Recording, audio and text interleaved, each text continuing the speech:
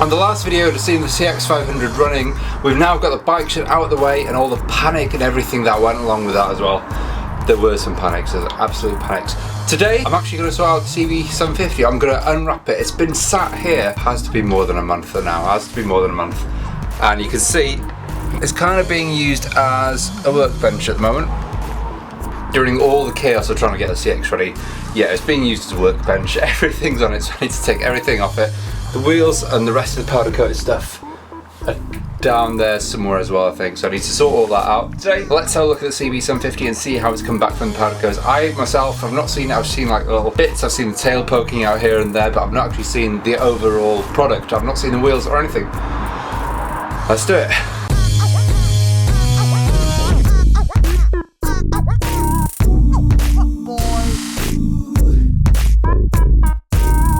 And this is it here.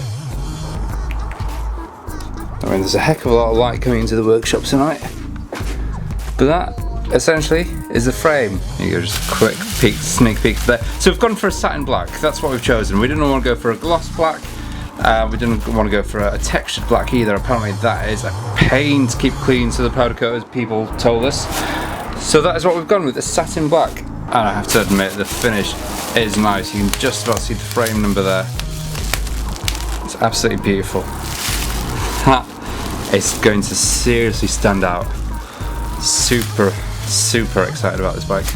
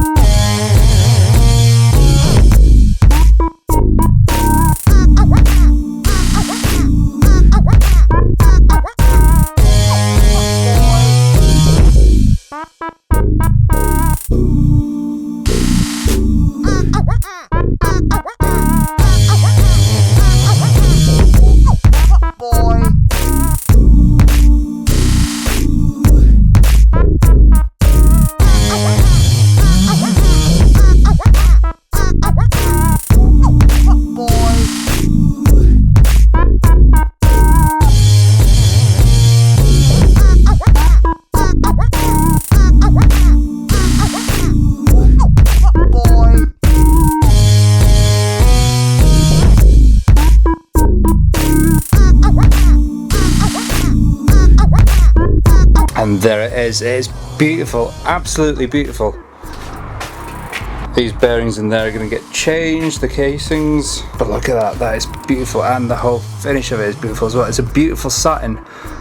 Oh my gosh, that is going to stand out. Usually, as I did with the Honda, you kind of think that you need to go with coloured frame for it to stand out, but just the finish sometimes, look at that, just catches the light. But it's not glossy, it just catches it ever so slightly, that's what I like about it. So of course the powder coaters have left all my threads and everything clear. Good, we've got the electrics tray in there, one of the electrics tray, and the second one is going to go in there. And then back here as well, we've got the recess for the light to slot in. That is going to look beautiful. And over here is my big box of goodies.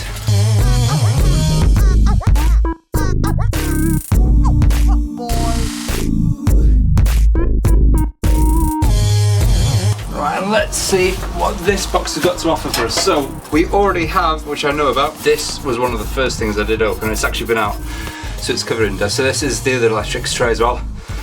That's come out beautifully. That looks amazing when it's put on the bike. So here we have the metal rod for the brake. Obviously it's a rear drum brake. That is the rod for that. This looks like the swing arm.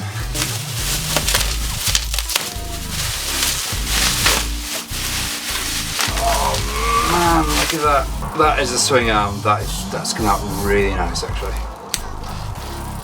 Oh, that's going to look amazing. Which way up are we? Oh, it's that way up. That is going to look amazing. What have we got here? I kind of want to say it's the bracket to hold the rear drum brake onto the frame to stop it from moving, but I'm not entirely sure. Looks a bit short for that. That's the only reason I'm kind of doubting myself. It is a bit short. Brackets, beautiful brackets, and they've all been beautiful. All the threads inside have been sealed as well, so I'm not going to have any issues with those. Aha! No prize for guessing what this is. Right, that's a first. Right, so they've powder coated the actual stem itself. I've never seen that before. Right, that might cause a few issues when I'm trying to put the bearing on, so I'm going to have to pretty much sand all that down back to the bare metal. No biggie though, it's just this bit here where the bearing goes on. So that's fine. I'll never get it on with powder coating. Hello, hello. Hub for the wheel. This we don't actually need. This is the centre stand, but we are not going to be using. Oh god, it's full of shot sand. We're not going to be using that, so that's to one side. But at least, heck, we've got a new one. If anybody wants one, send me a message. The side stand, nice and neat. Needs the rubber bit putting back into it, but it's nice and neat. So this is the battery box, which I've already opened, and I've already opened this as well. So the battery box, well, the battery itself will go in there. We've got the lid, that then goes on top, and there you go. That then secures itself onto the frame. Let's put that somewhere safe. The rear brake lever.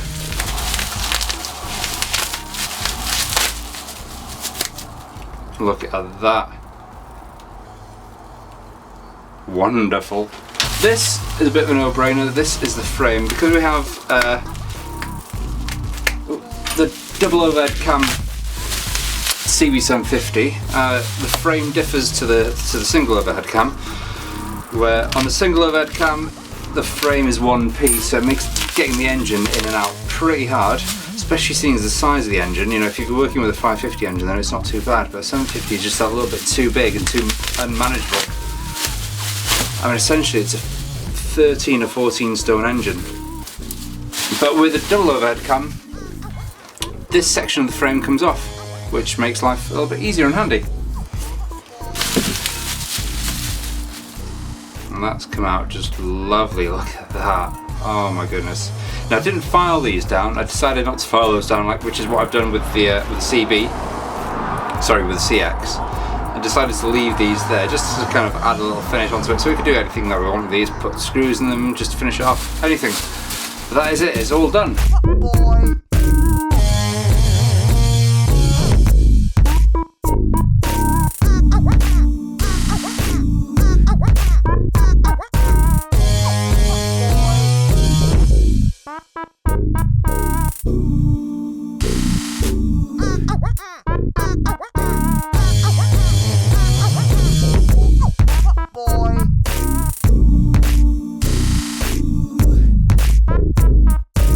And that's what we've got for the CB now. So as I mentioned, the frame looks beautiful. The parts, all these little bits and bobs that need to go back into the frame, they also look beautiful. So what I'm going to do, I am waiting for a few parts for the CX. Before getting the MOT'd, it needs a bit more work. So I'm waiting for some indicator turn signals that mount on the end of the handlebars as well. I've decided to go for those rather than the sticky things that I had. And I'm also waiting for Regulator Rectifier for all three bikes, actually, from Rick's Motors Electrics, I think it is. I will put the link in the description below. But when I do actually get the Regulator Rectifiers, I will actually make a video on it.